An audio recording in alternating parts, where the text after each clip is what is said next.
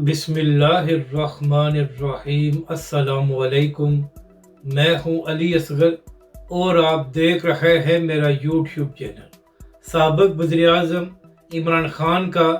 Army chief کو خط، اور کیا پالیسی میں تبدیلی آ گئی ہے؟ جبکہ دوسری جانب تحریک انصاف کی صفائیاں۔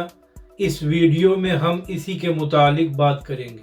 مگر اس سے پہلے ناظرین اکرام، اگر آپ نے ابھی تک ہمارے اس چینل کو سبسکرائب نہیں کیا تو سبسکرائب کر لیں تاکہ آپ ہماری مزید ویڈیوز کو بھی دیکھ سکیں۔ تو ناظرین اکرام، اگر آپ پچھلے 2 سال دیکھیں تو آپ کو معلوم ہوگا کہ مسلسل عمران خان صاحب آرمی چیف اور اسٹیبلشمنٹ پر تنقید کرتے رہے ہیں، یہاں تک کہ عمران خان صاحب نے بہت بار صحافی سے بات کرتے ہوئے یہ بھی الزام لگایا کہ ہمارے ساتھ جو کچھ ہو رہا ہے اس کے پیچھے آرمی چیف ہیں۔ اور ناظرین کرام، عمران خان صاحب نے یہ بھی کہا تھا کہ اگر مجھے کچھ ہو گیا تو اس کے ذمہ دار بھی وہی ہوں گے، مگر اب یہ خبر سامنے آئی ہے کہ عمران خان صاحب نے اڈیالہ جیل سے آرمی چیف کو ایک خط لکھا ہے، اور اس میں عمران خان صاحب نے 6 نکات کے حوالے سے بات کی ہے۔ ناظرین کرام، اس خط میں عمران خان صاحب نے حالیہ انتخابات کے حوالے سے بھی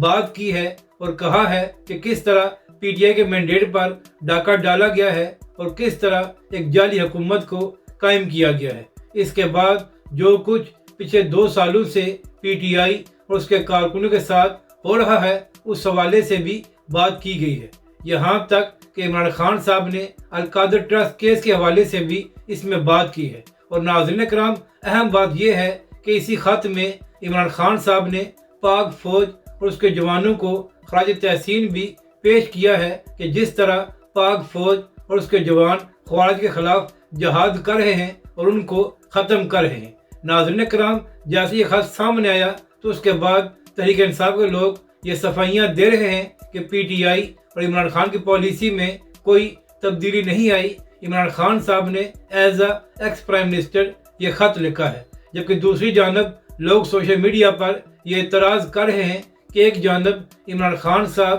اور پی ٹی آئی کا موقف یہ ہے کہ اسٹیبلشمنٹ کا سیاست سے کوئی تعلق نہیں ہے، تو کیا وجہ ہے کہ دوسری جانب عمران خان صاحب نے سیاسی اور قانونی معاملات پر آرمی چیف کو کیوں خط لکھا ہے؟ اور کیا عمران خان صاحب کی پالیسی میں کوئی تبدیلی آ گئی ہے؟ تو اسی حوالے سے اب social media per P T I والے صفائیاں دے رہے ہیں۔ اگر آپ کو یہ ویڈیو اچھی لگے تو اسے لائک اور شیئر ضرور کریں، اور کمنٹس کے ذریعے اپنی رائے کا بھی اظہار کریں۔